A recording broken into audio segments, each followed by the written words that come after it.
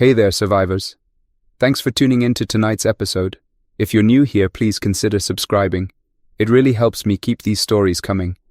And while you're here, let me know in the comments where you're listening from. Now let's get started. I was never one of those people who worried about being called paranoid. Honestly, I never even minded the whispers behind my back or the raised eyebrows when neighbors caught glimpses of my reinforced storm shutters. My ex-wife, Stephanie, used to say I was obsessed.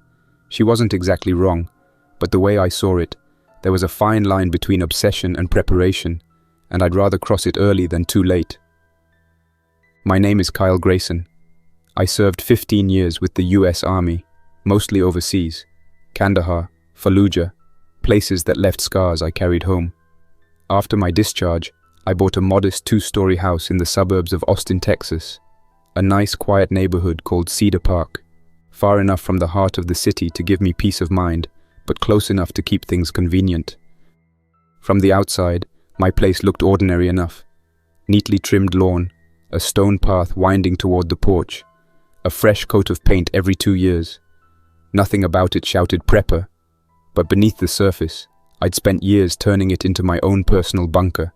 I reinforced the basement walls with concrete and steel, installed solar panels discreetly along the roof, and stored enough water and food to comfortably ride out any disaster, natural or man-made.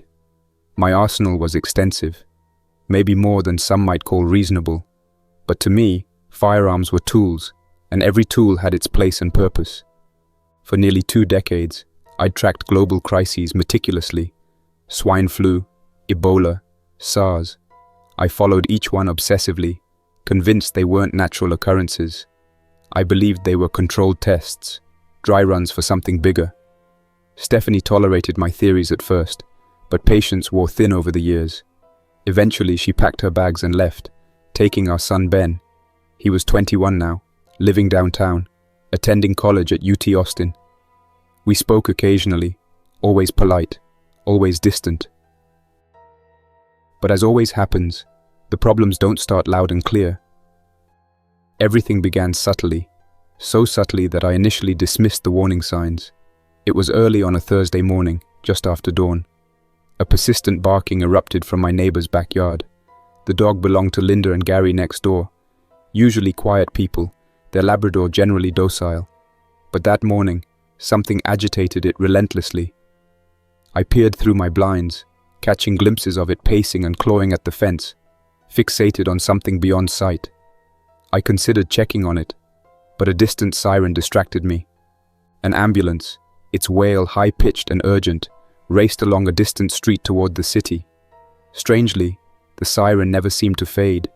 It just echoed on, looping around in the morning air, unsettlingly constant. I turned on the local news, but they reported nothing unusual. Traffic congestion, weather, the usual trivialities. But the tension in my gut had already settled in. After my years in combat, I knew when to trust my instincts. Something felt wrong, like that eerie calm before a firefight. I stepped outside onto the porch, taking stock of the neighborhood. A few curtains fluttered as neighbors peered cautiously out their windows, equally puzzled by the dog's barking and the distant siren. The early morning sky was heavy, clouded, like nature itself was holding its breath. Hours slipped by in uncomfortable silence, broken only by intermittent helicopter passes overhead. First civilian, then military. Their shadows raced across lawns and rooftops, too low and too frequent for standard drills. Around noon, the news finally shifted. Reports of violent incidents in downtown Austin began trickling in. Authorities dismissed them as isolated events, urging calm, but something in the anchor's eyes betrayed uncertainty. By mid-afternoon, the sirens grew constant. Police cruisers sped past our quiet street, flashing lights scattering shadows across houses. A breaking news banner replaced regular programming. Downtown Austin was now under curfew. Citizens were instructed to remain indoors, avoid contact with strangers, and report unusual behavior immediately. I stepped into action. Years of rehearsed scenarios kicked in smoothly, comforting me with familiarity. I sealed and locked every door and window, double-checked my power reserves, confirmed water tanks were full. From my attic window, I watched the horizon, where the city skyline rose. Black smoke twisted upward, slow and dense, unnatural in its darkness. Then my phone buzzed urgently, Ben calling. His voice trembled with confusion, words tumbling over each other. He was trapped downtown in his dorm.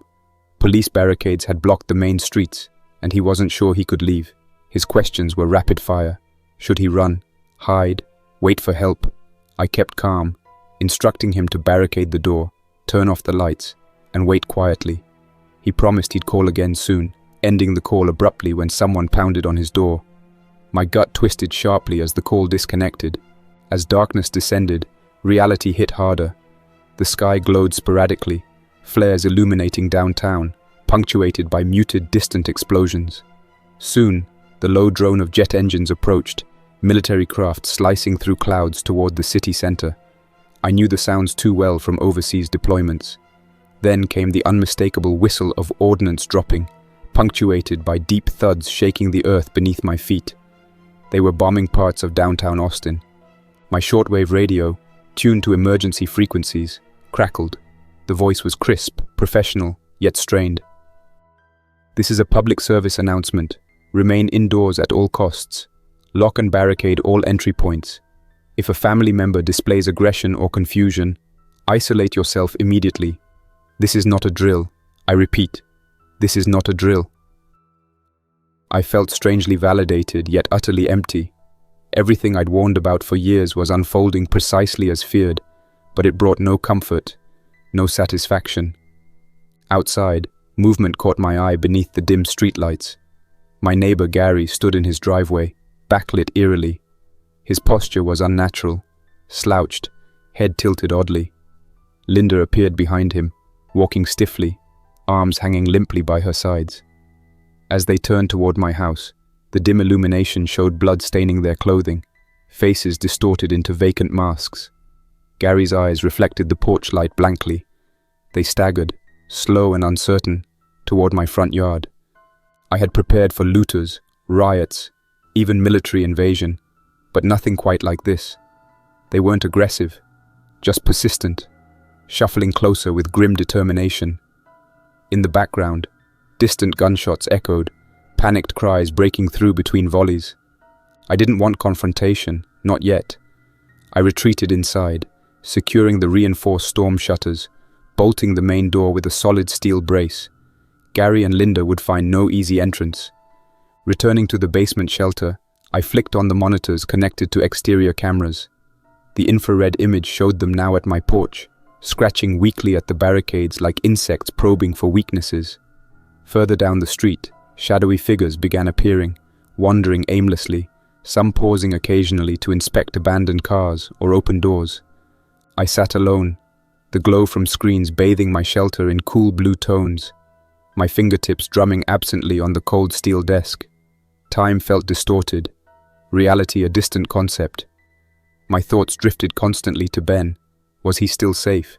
Could he hold out until rescue, if any came? Outside, the undead residents of Cedar Park increased slowly, multiplying like shadows stretching with the night. The first 24 hours had just begun, but already, my carefully crafted plans felt incomplete, insufficient. I stared at the monitor, watching my neighborhood transform into something unrecognizable, and knew I had only scratched the surface of whatever nightmare awaited. The stillness outside was deceptive. There was no screaming now, no more distant sirens. Just the slow, deliberate shuffle of figures where people used to jog, mow their lawns, wave from driveways. I sat there in silence, absorbing it all, the illusion of control I'd clung to beginning to unravel. The night dragged on endlessly, each minute stretching slowly into the next, blurring reality and anxiety into a monotonous haze. My basement shelter, secure as it was, felt more like a tomb than a sanctuary. The monitors glowed softly, bathing the reinforced walls in a cold, ghostly hue. Outside, the number of shadowy figures had steadily grown, drifting aimlessly through yards and streets, clustering silently beneath streetlights. Their slow movements and blank expressions sent waves of unease crawling up my spine. These weren't riots or protests. This was something far more sinister, something I'd long feared, and yet, in this moment, struggled to fully comprehend. Around 3 in the morning, after several tense hours pacing back and forth, I picked up my phone and dialed Ben's number again. Each unanswered ring felt heavier than the last, but finally, just as despair tightened its grip, his voice cut through the static-laden connection. The relief was profound, brief, and then replaced immediately by urgency. Ben's voice, normally confident and calm, carried the weight of exhaustion and worry. He had managed to barricade his dormitory room, moving furniture and heavy appliances against the door, isolating himself from the chaos raging through campus. Through the windows, he described seeing overturned vehicles and clusters of people stumbling around erratically, driven by something primal and horrifying. Our conversation quickly shifted to action. Waiting passively was no longer an option, especially as his descriptions painted an increasingly desperate scene. We decided it was safest for Ben to make his way out of the city and towards Cedar Park. The streets downtown were clogged and chaotic, but he assured me he could avoid the main roads. As a kid, I'd taught him every back road and hidden shortcut between downtown and our suburb. It was strange, ironic even, that these old lessons from my paranoid obsession would now become critical lifelines. Still, the thought of him alone on those dark streets was agonizing. Stephanie remained unreachable. Her phone continued to ring through to voicemail, her social media updates frozen days earlier. She'd been planning a vacation with her new partner, someplace overseas with blue water and white sand. There was nothing I could do for her, and a selfish part of me was grateful she might be far away from the chaos here. But Ben was different. He was here, trapped in the heart of everything I'd tried to prepare us against. He was my priority now, and nothing else mattered until he was safe by my side. As dawn began to paint the sky a dim grayish purple, I double-checked my gear meticulously. I strapped on a bulletproof vest beneath a loose jacket, filled pockets with extra magazines, and secured a military-style flashlight onto my belt. After some hesitation, I took my .45 caliber pistol from its locked case. The weight felt both familiar and foreign. Despite all my preparation and weapons training, I had never fired a single shot outside the controlled environment of the firing range since returning home. The thought of pulling the trigger in my own city, on people who'd once been neighbors or friends, troubled me deeply.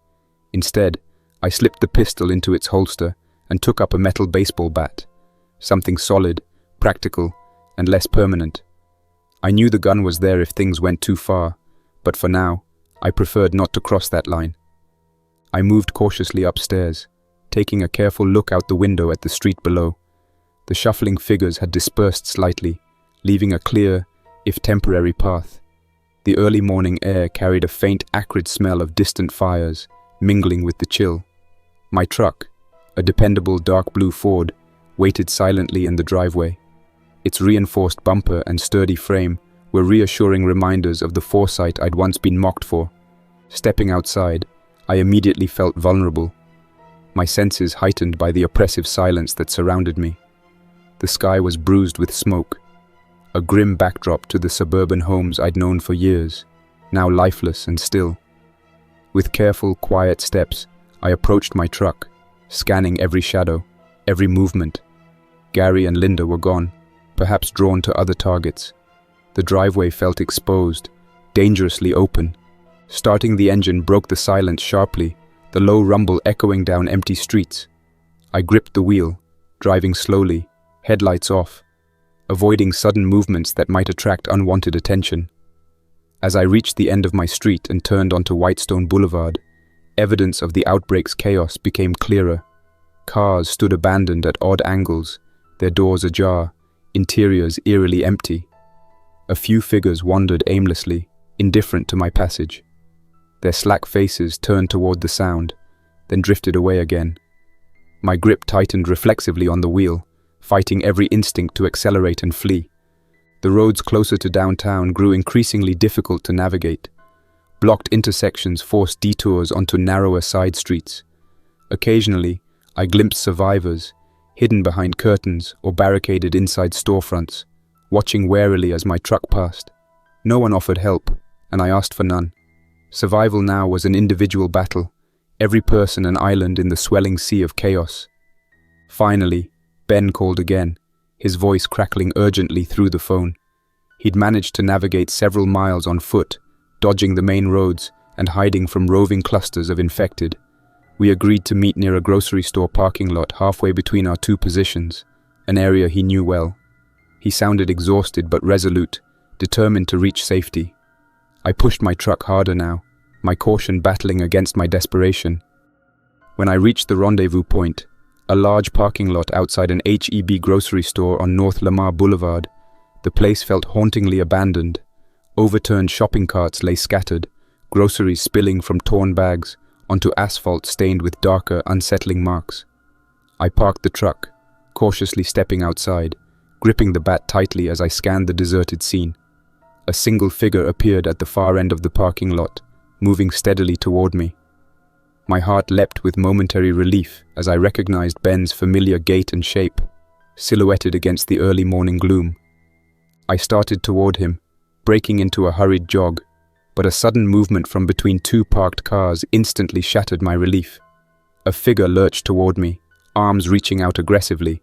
The man was roughly my age, dressed in torn jeans and a stained t-shirt, eyes vacant but focused, hands clawing the air wildly. Instinct took over. Without hesitation, I swung the metal baseball bat hard, catching the attacker squarely and knocking him sideways. He stumbled back, staggered but undeterred, his movements slow but relentless. I swung again, harder this time, finally knocking him fully to the ground. He fell, twisted awkwardly, but continued to reach weakly, crawling toward me. I backed away swiftly, unnerved and breathless, unwilling yet to end him completely.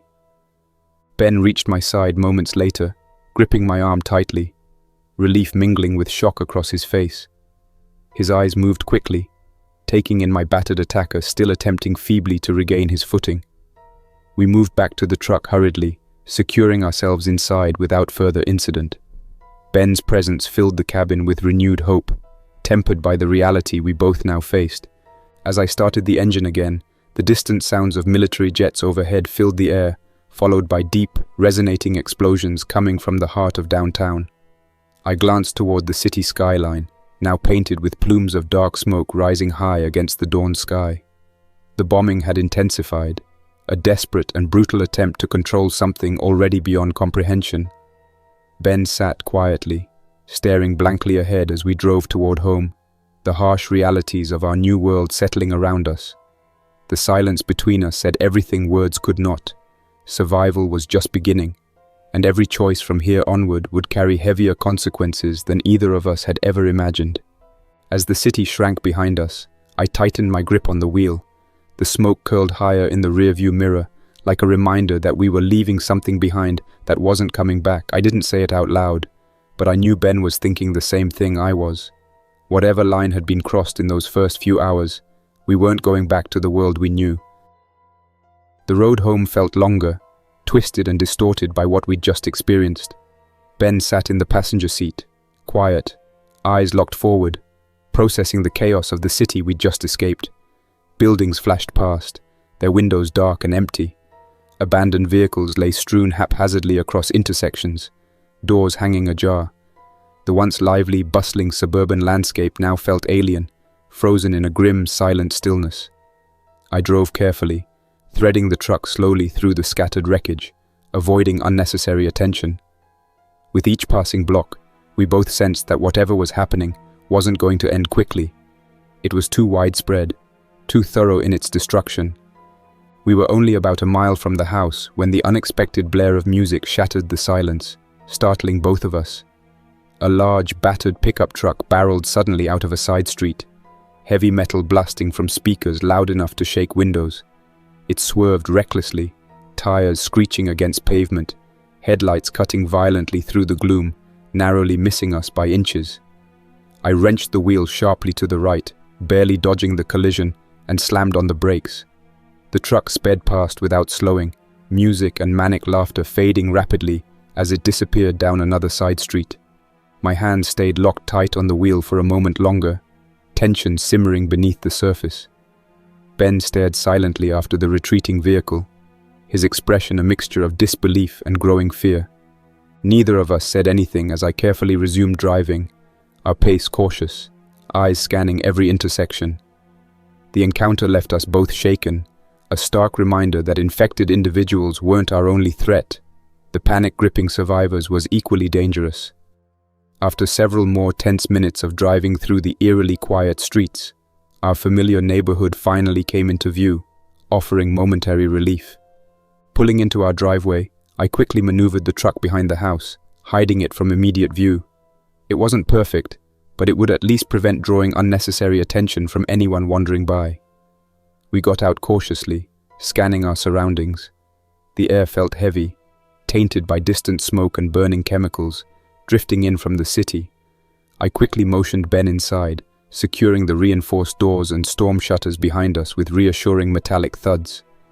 As the final lock clicked into place, a strange mixture of relief and confinement settled around us, reminding me sharply that our safety, for now, meant being isolated completely from whatever was left of the outside world. Once secure, I led Ben downstairs into the basement shelter I'd spent years meticulously preparing.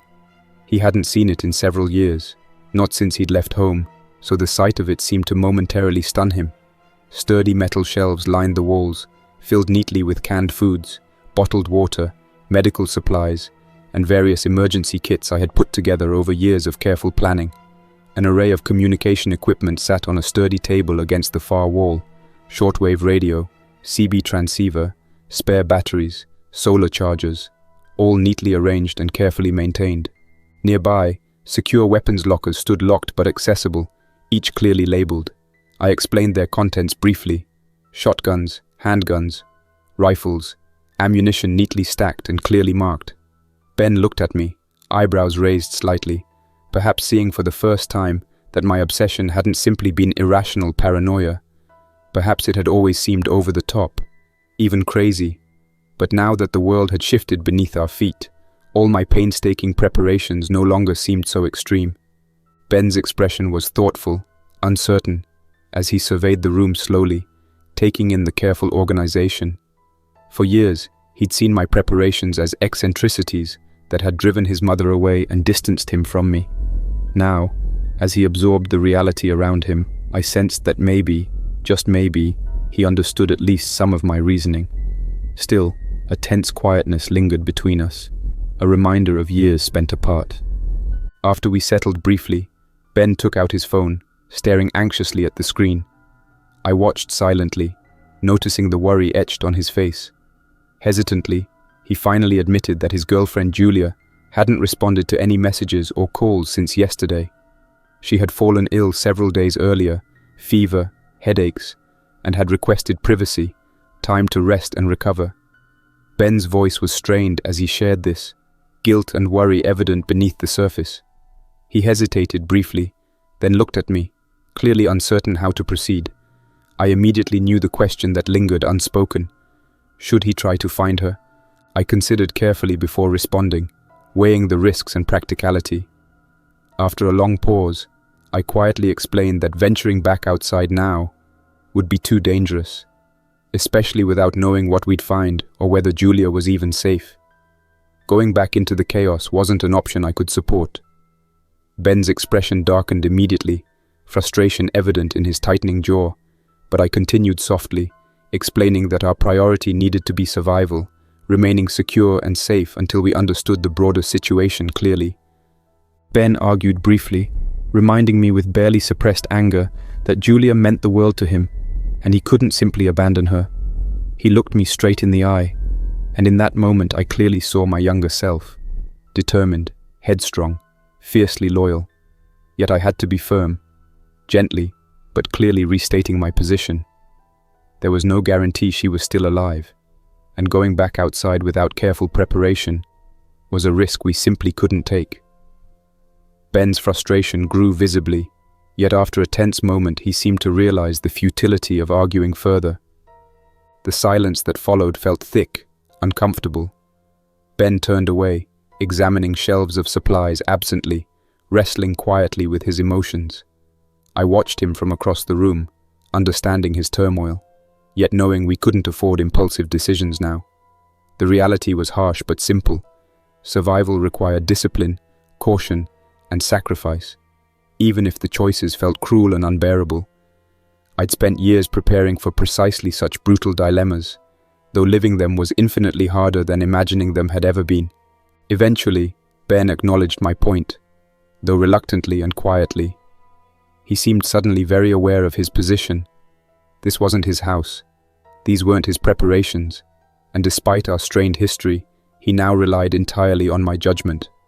The realization clearly disturbed him, highlighting the uncomfortable power dynamic between father and son, one that had haunted our relationship ever since his childhood. Ben had always struggled with seeing me as overly controlling, unreasonable in my paranoia. Now, ironically, he had no choice but to accept my judgment, the very judgment he'd spent years distancing himself from. Despite the tension, there was also a quiet mutual acknowledgement in his eyes.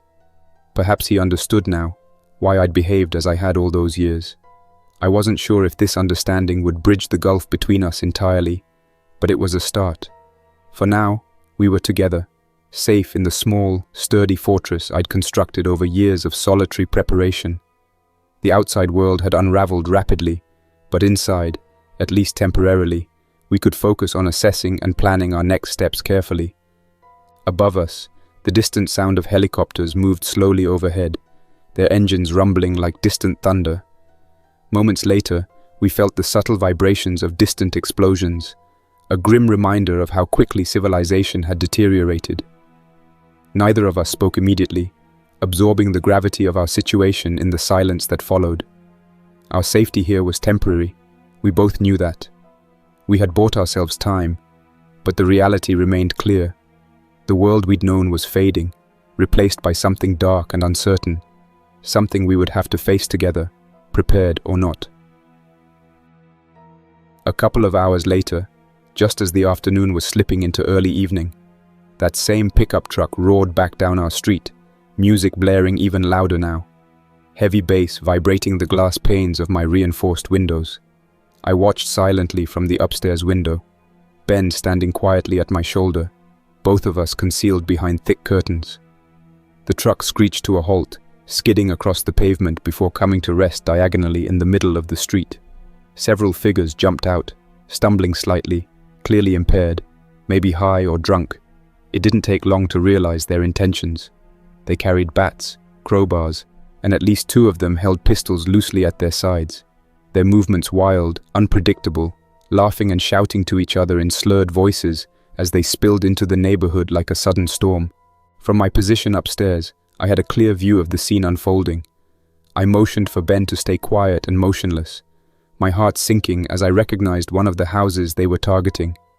The house belonged to Joe Mason, a retired mechanic who'd lived across from us for over a decade. Joe was stubborn, fiercely independent, and like me, always wary of the changing world around him. I knew he'd been preparing too, but his setup wasn't nearly as robust as mine. As the intruders stumbled up onto Joe's porch, hammering at the front door and windows with crowbars, I felt a tight coil of anxiety begin to twist inside me, anticipating what might happen next. Joe must have been waiting inside, watching these marauders through his blinds, perhaps quietly hoping they'd move on, choose another house, but knowing deep down he would have to face them eventually. Suddenly, a loud crash echoed through the street, signaling the breaking of glass as one of the group shattered Joe's front window. Their loud laughter and crude, taunting shouts rang clearly through the air, harsh and grating, completely oblivious to the danger they themselves were now attracting. As I watched through narrowed eyes, Joe made his stand. The unmistakable boom of a shotgun roared from within his home, startling the attackers outside. One of them collapsed instantly, falling heavily onto Joe's porch, unmoving. The others scattered for cover momentarily, stunned into sobriety by the sudden, lethal resistance. But Joe's bravery came at a high cost. The remaining attackers quickly recovered. One of them, a tall, lanky man with long, greasy hair, pulled out a handgun and returned fire blindly through the broken window, firing rapidly and recklessly, shouting obscenities as he emptied his weapon. Another loud blast erupted from Joe's shotgun, splintering the wood frame of his porch, narrowly missing the attackers. Joe's courage was strong, but his aim less so. It was a battle he was never equipped to win, not against younger, ruthless men who valued nothing but chaos and opportunism. Seconds later, The gunman managed to land a shot. Joe stumbled back, visible briefly through the shattered window, clutching his chest before crumpling heavily onto his living room floor, out of sight. From across the street, hidden behind my secure walls, I felt a wave of helpless anger. I had always liked Joe, respected his stubborn practicality, but intervening would mean risking Ben's safety and our carefully built defenses. I couldn't afford reckless heroics now. I glanced at Ben, whose expression was filled with shock, anger, and silent questions.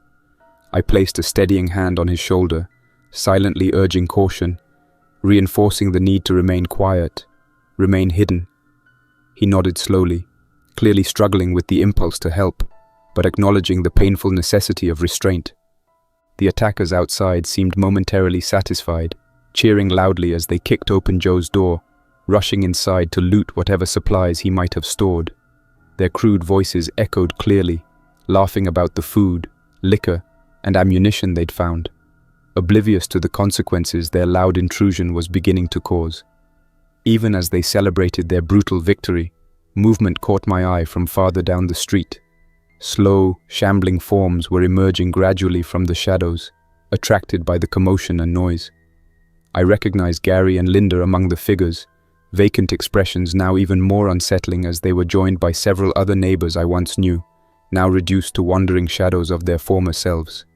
Unaware of the danger closing in, the marauders continued their looting spree, recklessly throwing furniture and belongings into the street, making crude jokes about Joe's belongings, ignorant to how swiftly the tables were turning. Inside my fortified home, Ben and I watched tensely, knowing exactly how this was going to unfold. Ben's fists were clenched, his breathing carefully measured as he watched the scene with barely contained rage and grief. This was his first direct encounter with the raw cruelty of this new reality, the merciless nature of humanity stripped bare by disaster and desperation. I wanted to comfort him, but words felt empty and useless in the face of what we were witnessing. Soon enough, the attackers realized their mistake. As they emerged from Joe's house, burdened with their loot, they froze in stunned confusion at the sight of the slow, inexorable approach of the undead figures. Their laughter died instantly, replaced with urgent shouts and panicked movements. They fired recklessly at the advancing zombies, emptying magazines wildly, their initial bravado disintegrating rapidly into chaos and desperation. But bullets, fired hastily and inaccurately, were mostly wasted, failing to stop the inevitable. One of the intruders, panicked and disoriented, broke away and ran toward the truck, dropping his stolen goods onto the pavement as he fled. But his escape ended quickly.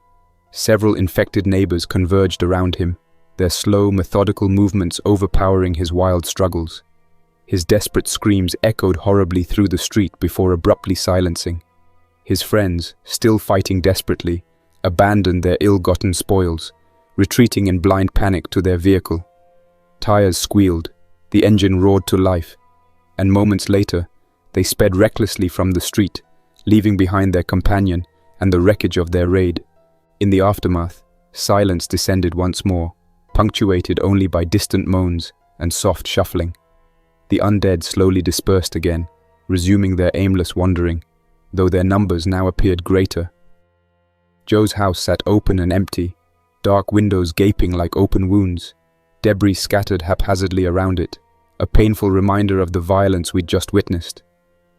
Ben turned away from the window, clearly shaken, anger still simmering quietly beneath his tense posture. I gently guided him back downstairs into our secure basement, away from the scene above. He sat quietly, staring blankly at the floor, processing everything we'd just witnessed, struggling to understand how humanity could collapse so swiftly, so brutally. I knew what he was feeling. I'd seen it before in combat zones overseas, in places where order dissolved suddenly into chaos. I'd hoped never to see it again. Certainly not here, not in the quiet neighborhood I'd carefully chosen for peace and safety. Ben eventually looked up, finally breaking his silence to ask quietly about Joe, about what we could have done. My response was measured but honest, telling him softly that there was nothing we realistically could have done, not without jeopardizing our own lives and our long-term safety. The truth felt bitter and insufficient, but it was the reality we now faced. In this brutal new world, Every decision had heavy consequences. Every action carried immense risk. We sat together quietly, allowing the heavy silence to linger, understanding implicitly that this was only the beginning of many harsh choices we would inevitably face. The attack on Joe had been brutal, ugly, and it wouldn't be the last. Yet for now, hidden behind fortified walls and locked doors, we had bought ourselves a fragile, temporary safety, one we'd have to defend fiercely against threats both living and dead, knowing all too clearly how easily the line between civilization and chaos could blur into oblivion.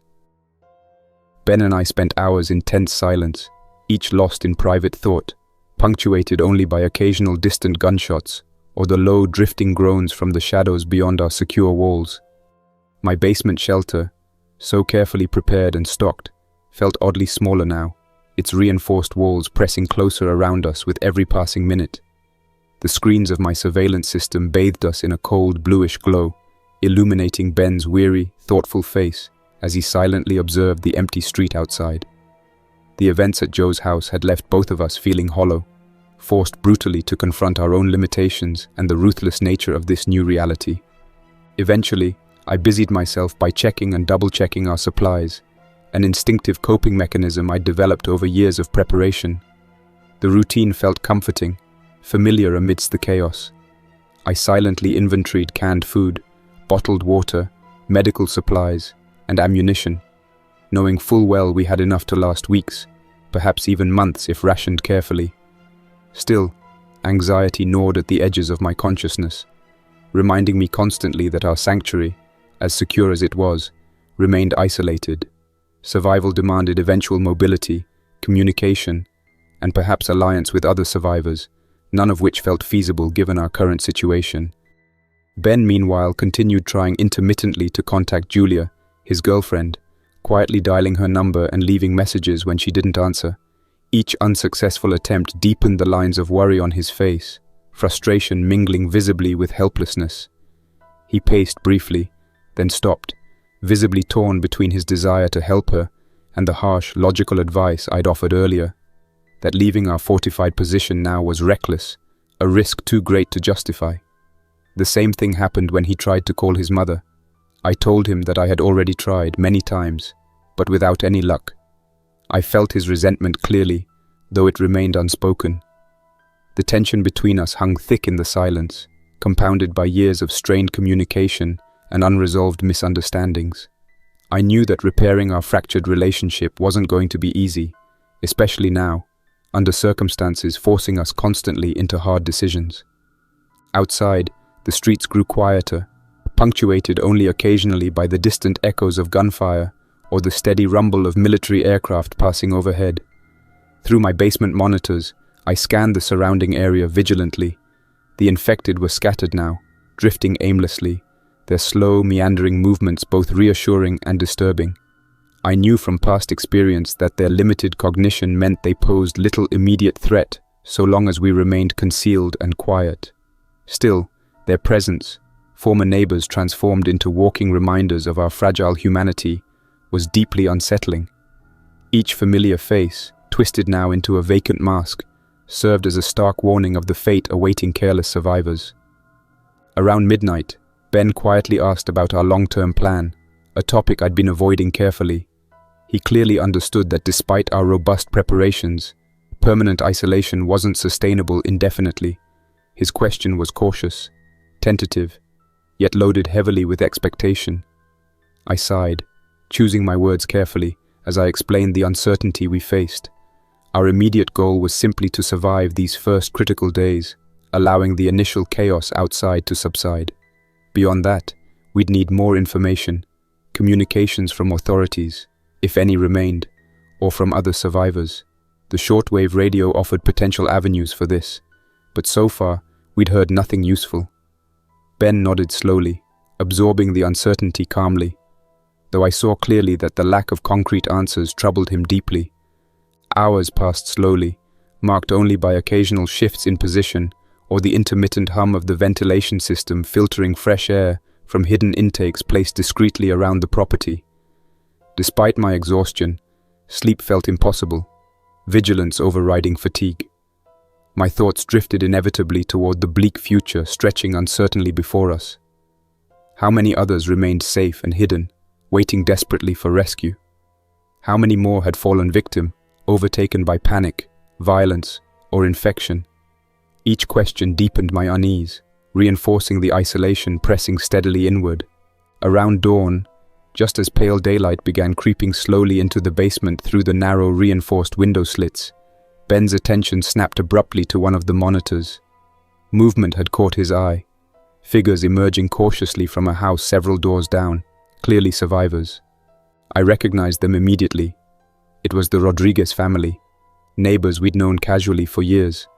Maria and Carlos had 2 teenage daughters, polite and friendly, always waving cheerfully when passing by. Now they moved cautiously, Carlos holding a baseball bat protectively, while Maria and the girls carried backpacks stuffed hastily with supplies. Ben immediately looked at me, silently questioning our next move. Should we attempt contact, offer assistance, or maintain our secure isolation? It was a decision I'd anticipated yet dreaded. Survival logic urged caution, isolation, but the sight of neighbors we knew, people with whom we'd exchanged friendly conversations and occasional backyard barbecues, strained that logic painfully. After several tense moments, I decided quietly that the risk outweighed any potential benefit. Contacting them now would jeopardize our carefully established security measures, possibly attracting unwanted attention from infected or opportunistic raiders. Ben's expression darkened immediately with silent disagreement, yet he remained quiet, understanding my reasoning even if he didn't fully agree. We watched the Rodriguez family move cautiously down the street, their steps wary and tense. Carlos paused frequently, scanning carefully before proceeding, clearly nervous. Watching them filled me with deeper, painful regret and frustration. Years of preparation had taught me hard truths about survival, truths that now forced cruel decisions. Offering help to the Rodriguez family felt morally right, yet pragmatically impossible. Ben's rigid posture beside me clearly communicated his internal conflict, frustration and empathy battling fiercely within him. Neither of us spoke, unable or unwilling to verbalize the weight of what we'd just witnessed. After the family disappeared from view, Ben eventually stood quietly, pacing briefly before sitting heavily again, clearly wrestling with emotions he couldn't articulate. His silence spoke volumes, clearly conveying resentment toward my cold pragmatism, a frustration I understood but couldn't easily soothe.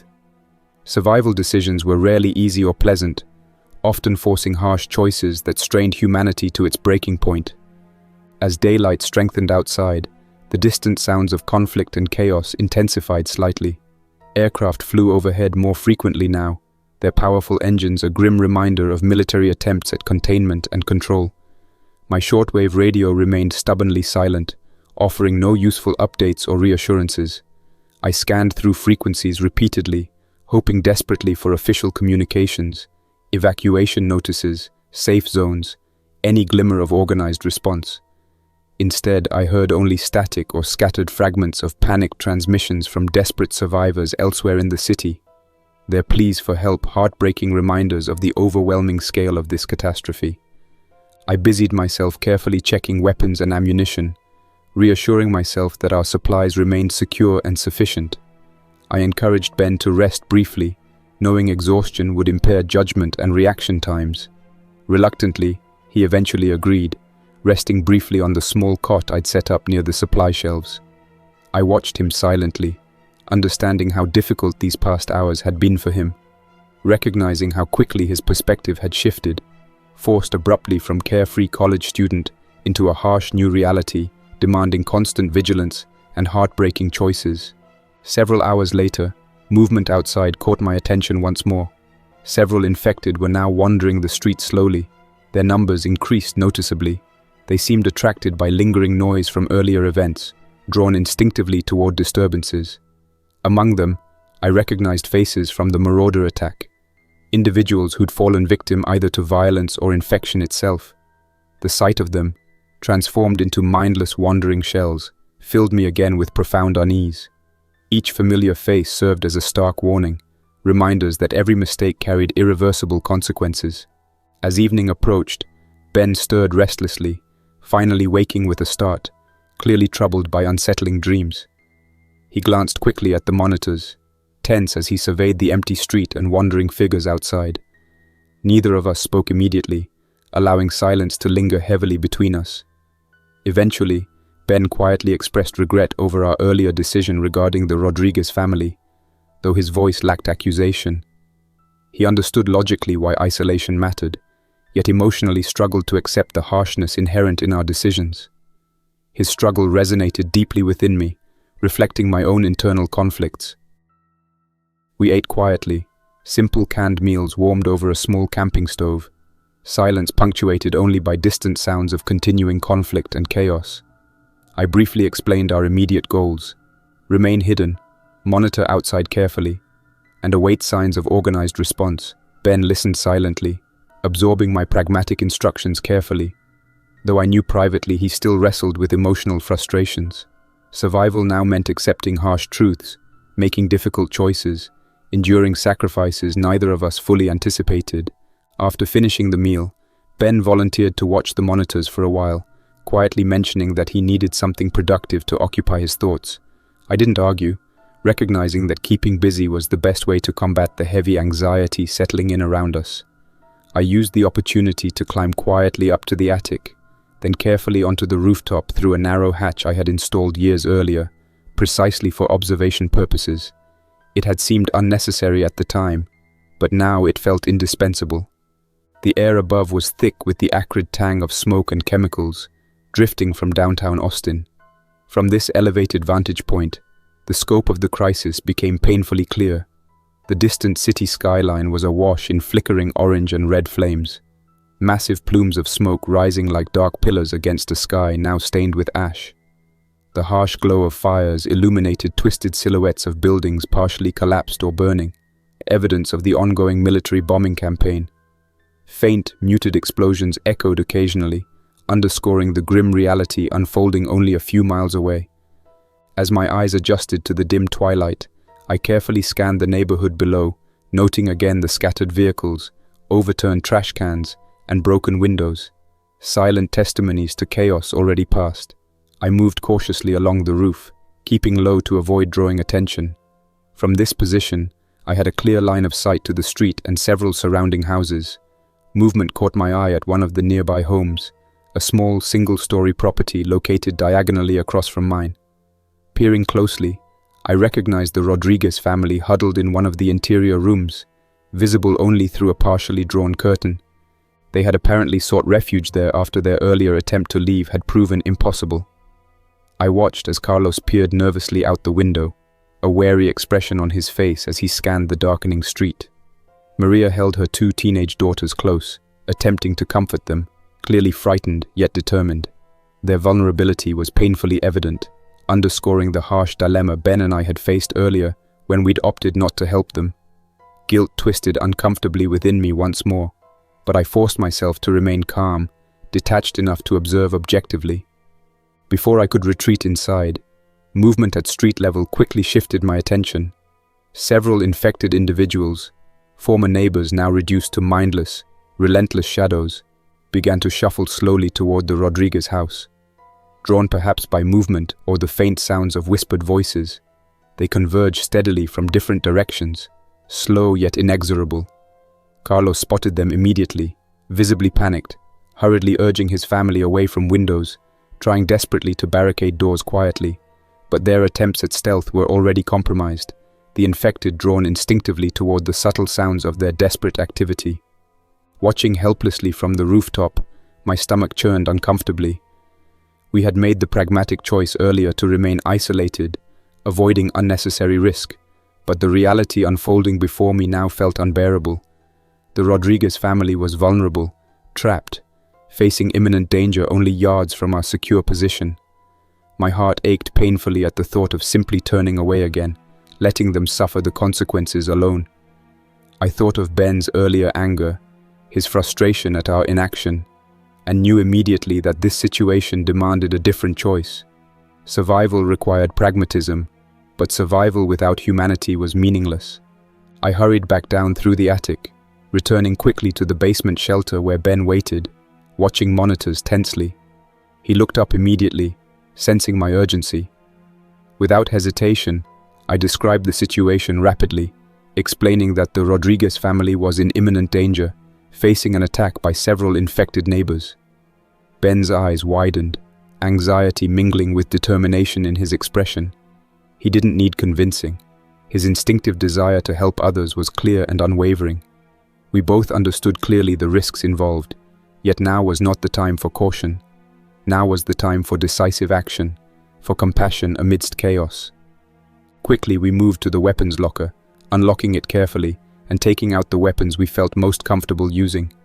I chose a reliable tactical shotgun, loading shells methodically, securing extra ammunition into my pockets. Ben selected a sturdy handgun, the grip familiar from our trips to the shooting range years earlier. His hands trembled slightly, betraying his tension, yet his gaze remained steady and resolute. Neither of us spoke unnecessarily, understanding implicitly the gravity of what we were about to do. In addition to firearms, we grabbed baseball bats, knowing that loud gunfire would inevitably attract unwanted attention. Measured caution and stealth would be essential if we hoped to rescue the Rodriguez family and return safely. Moving quietly upstairs, I quickly disengaged the main locks and barricades on the front door, easing it open cautiously. The street outside was dimly lit. Shadows stretched long and ominous in the pale moonlight. Infected figures had already begun to cluster around the Rodriguez house, clawing quietly at doors and windows, their slow movements menacing in their relentless determination. Ben and I exchanged one final glance, silently confirming our mutual resolve before stepping cautiously outside. The night air felt cold and heavy, filled with tension and the distant acrid odor of burning structures. We moved carefully along the shadowed edge of the street, keeping our movements smooth and deliberate, watching the infected closely as we approached. Our breathing remained carefully measured, senses heightened by adrenaline and anticipation. As we closed in on the Rodriguez home, it became clear that immediate action was necessary. Carlos had barricaded their front door hastily with furniture, but the infected were beginning to break through, pushing persistently, the wooden door groaning under their combined weight. Carlos shouted desperately from inside, his voice carrying clearly, though muffled by panic and fear. Maria screamed briefly, a sound filled with raw terror and helplessness. Ben glanced at me briefly, silently signaling readiness. Without further hesitation, we sprang into action. I moved forward quickly, using the bat to strike decisively at the closest infected figure, aiming carefully for the head and neck. The blow was effective, the infected collapsing silently to the pavement. Ben followed my example, striking hard and fast, his breathing sharp but controlled. Together, we methodically engaged the small group of infected clustered around the door, using precise, focused strikes to quickly disable them. The infected offered limited resistance, their movements slow and predictable. Still, each confrontation required disciplined caution, precise timing to ensure our safety. Within moments, the immediate threat had been neutralized. The infected scattered motionless around us.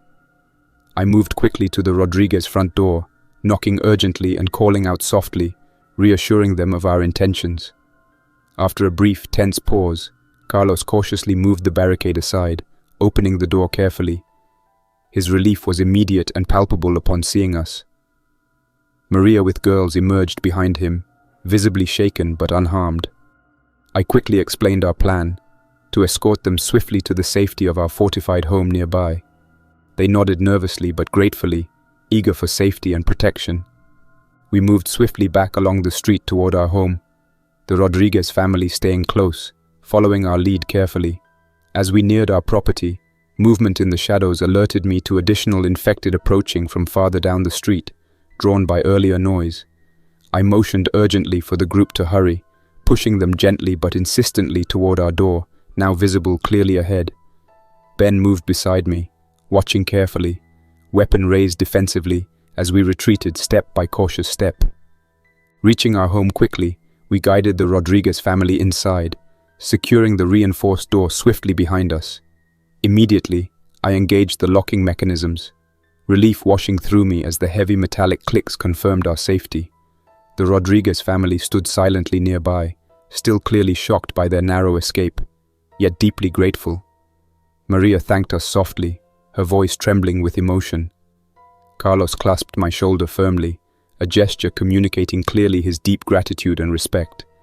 Together we descended quietly back into our basement shelter, a newfound sense of community and shared survival offering small comfort amidst the broader chaos and devastation still unfolding outside. Our actions tonight had been risky, perhaps even reckless, yet they represented something essential: humanity's enduring capacity for compassion, even amidst brutal and unforgiving circumstances. Survival meant more than merely remaining alive. Survival required retaining our humanity, even when logic argued otherwise. As we settled quietly back into our shelter, exhaustion settled heavily around us, yet our resolve had strengthened. We would face whatever came next together, stronger and more resilient because of the choices we'd made tonight. Hours passed in subdued silence within our basement shelter. The Rodriguez family settled quietly into one corner of the room, comforting one another, their whispered reassurances blending softly into the muted hum of ventilation fans. Carlos sat near me, keeping a watchful eye on Maria and their daughters, Sofia and Elena, whose faces remained pale and anxious. Ben remained close as well, alert yet clearly exhausted from the stress of our recent rescue. The weight of responsibility hung heavily in the air, each of us silently absorbing the reality that our lives had irreversibly changed. Whatever future awaited beyond these reinforced walls would require strength, patience, and a stubborn determination to hold on to what little remained of our humanity. After checking once more that all locks, barricades, and security measures remained secure, I moved to the shortwave radio, its green display glowing reassuringly against the dim basement lighting. Throughout the night, I'd periodically adjusted frequencies, desperately hoping to find clear communications or organized responses from military or civilian authorities. Until now, the radio had yielded only static or fragmented snippets of panicked calls for help, a grim reminder of our isolation amidst the chaos. Still, I persisted stubbornly, scanning slowly through each frequency band again, determined not to lose hope entirely. As dawn approached, with pale grey light filtering faintly through reinforced window slits high above, a sudden burst of static cleared abruptly, replaced briefly by a calm, steady voice broadcasting clearly through the speaker. The transmission was faint, yet unmistakably professional, organized, a military or government broadcast. "Attention survivors in the greater Austin area," the voice said steadily, carrying the weight of official authority. "This is an emergency advisory. The region is currently experiencing an uncontrolled biological outbreak, resulting in widespread infection and civil unrest. Federal and state authorities are actively mobilizing to establish secure safe zones. If you can safely evacuate, proceed to one of the following rally points: Camp Mabry in central Austin, Austin Bergstrom International Airport, or Kelly Field Annex in San Antonio. Please use extreme caution when traveling. If you cannot safely reach these locations, remain indoors, maintain strict noise discipline, and await further instructions. This message will repeat every hour until further notice." As the broadcast faded again into static, a momentary sense of hope filled the room. For the first time since this nightmare had begun, we had confirmation that organized effort still existed, that somewhere beyond the chaos and ruin, groups of survivors were being sheltered, protected. Yet even as relief briefly lifted the heavy tension surrounding us, the harsh practical realities quickly set in. Traveling through infected streets toward evacuation points posed severe risks, particularly with our group of mixed ages and limited combat experience. We couldn't rush decisions, not now, not when so much depended on careful thought and cautious action. I glanced around quietly, meeting each person's eyes briefly. Carlos's face was tense. Maria held her daughters closer, clearly unsure of how best to proceed. Ben watched silently, visibly wrestling internally with the conflicting impulses of caution and hope. For years I'd prepared for precisely this kind of scenario, yet the true reality of survival was far more complex and emotionally fraught than my meticulous preparations had anticipated. Surviving the initial chaos was one thing, but navigating this uncertain future required far more nuanced, difficult choices. Ultimately, after a quiet but serious discussion, we decided collectively to remain sheltered for at least a few more days. This choice offered critical time to gather information, observe outside conditions carefully, and allow the worst of the immediate crisis to subside before attempting travel to any evacuation point. Carlos readily agreed with this cautious approach, clearly prioritizing his family's immediate safety. Ben was slightly restless, eager for action, and perhaps hopeful about reaching the evacuation points quickly, yet he understood the wisdom of patience, especially given recent events. In the meantime, we organized practical tasks to maintain morale and readiness. Carlos and Maria helped inventory supplies, counting canned goods, water bottles, medical items, and ammunition carefully, reassuring everyone that we had adequate provisions to last an extended period. Sofia and Elena busied themselves organizing sleeping arrangements and creating comfortable spaces within our limited shelter. Ben volunteered to help me closely monitor external cameras, observing infected activity carefully for patterns or indications of increasing risk. The hours slowly blended into days, marked by careful observation and quiet, steady routines. Occasionally, faint broadcasts broke through on our shortwave radio, updates from official channels gradually increasing clarity and detail, describing efforts underway to secure critical infrastructure, contain the infection, and consolidate safe zones. Some reports brought grim news: cities lost entirely, widespread chaos in larger metropolitan areas. But they also emphasized that organized resistance persisted stubbornly. Each broadcast reinforced our cautious optimism, a tentative belief that somewhere beyond the chaos, recovery was possible, and humanity was stubbornly fighting back. As days passed, the number of infected wandering our street gradually decreased, their slow, aimless movements shifting toward areas of greater noise and activity deeper in the city. Our carefully maintained silence and vigilance had effectively minimized risk, allowing us to observe cautiously without attracting unwanted attention. Yet each day spent isolated also deepened our sense of loneliness, highlighting the stark reality that survival required careful balance. Too cautious, and we risked permanent isolation. Too reckless, and we risked everything. On the morning of the 6th day, Ben approached me quietly, clearly eager to discuss our long-term plans.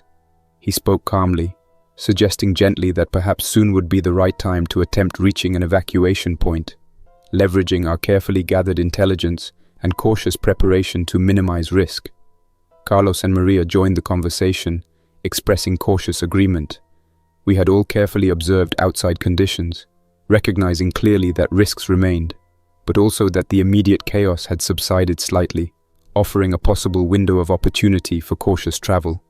Ultimately, after careful consideration, we agreed collectively to begin preparations for eventual travel, setting tentative plans to move cautiously toward Camp Mabry within the next few days, contingent upon careful ongoing observation of external conditions. Our preparations were thorough, organizing lightweight packs filled carefully with essential supplies: food, water, ammunition, medical kits, batteries, and communication equipment. Carlos and Ben carefully reviewed maps of local roads, identifying potential obstacles, alternative routes, and shelter locations. Maria and her daughters carefully repacked critical supplies, securing everything for swift travel. As the day approached to leave, emotions within the shelter grew increasingly complex. Each of us silently recognized that despite careful preparation, the journey ahead would be uncertain, risky, fraught with potential danger.